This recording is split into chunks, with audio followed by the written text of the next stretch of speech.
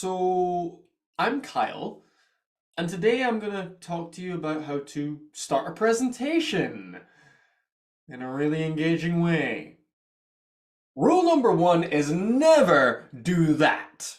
Never say, my name is, and I'm going to talk to you about this. It's boring, it's predictable, and it does nothing to earn your audience's attention.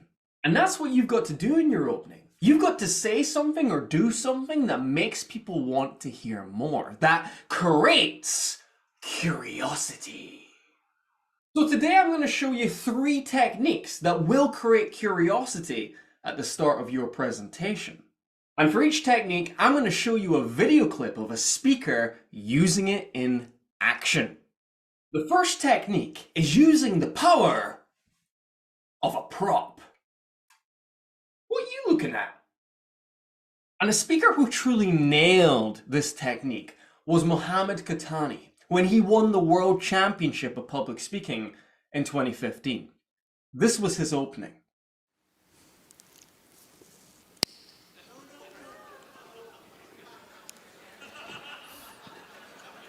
What?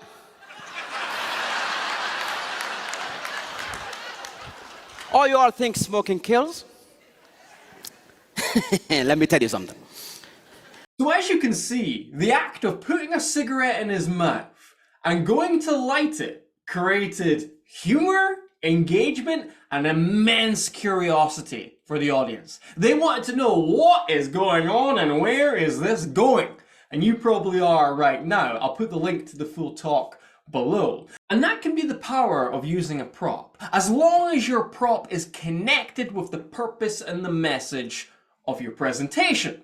For instance, if I was going to use this as a prop for my opening, then my presentation in some way has got to connect with this monkey. It's got to talk about protecting the monkeys, it's got to talk about the attitude of a monkey, it's got to talk about monkey business in some way. If it doesn't, sorry mate, the monkey's got to go. So you've got to make sure that your prop is always connected with your speech. And if you watch Mohammed's speech, which I'll put a link to below, you'll see how that cigarette connects to his message.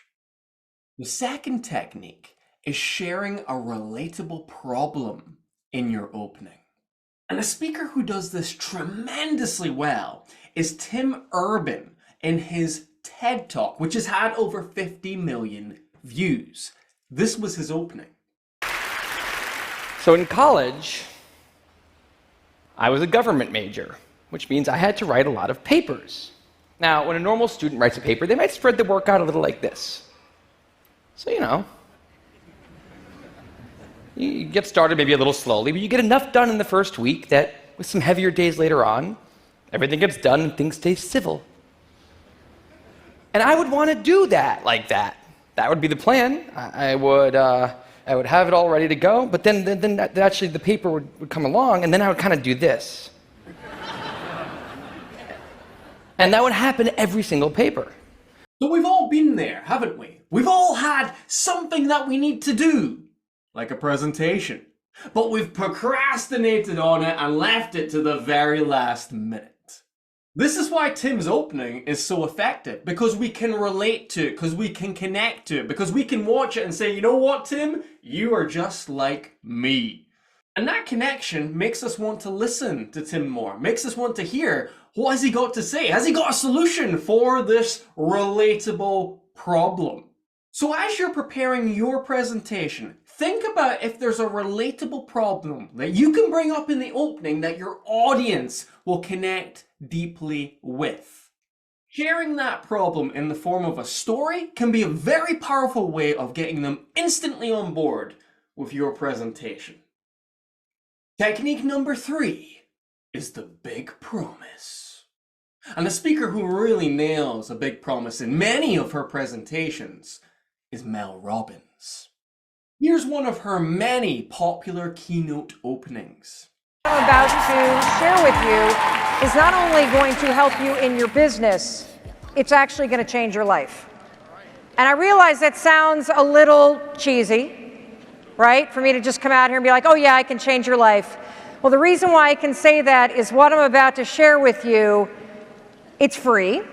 Isn't that awesome? Yes.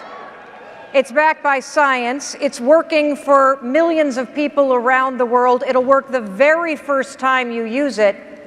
And it's so silly and so brilliant that you'll never forget it.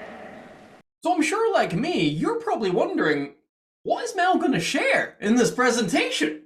Because she builds it up so well. She says it's going to change our lives. It's been backed by science. Millions of people around the world are using it. It's silly. It's free. All of these things make us think, okay, what is this going to be? And that's the power of the big promise. When you really hype up the key message or point of your presentation and you create that little bit of suspense as to what it might be, people become immensely curious and they want to hear more.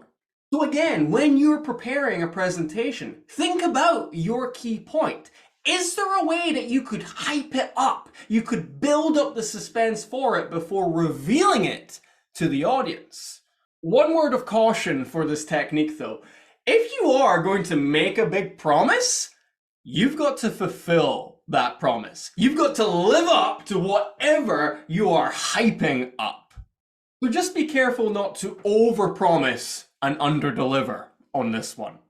You know what else can ruin the opening of your speech? Filler words. We hate filler words, don't we? So if you want to learn how to banish your filler words, check out this video. Even he thinks it's a good one. Catch you next time.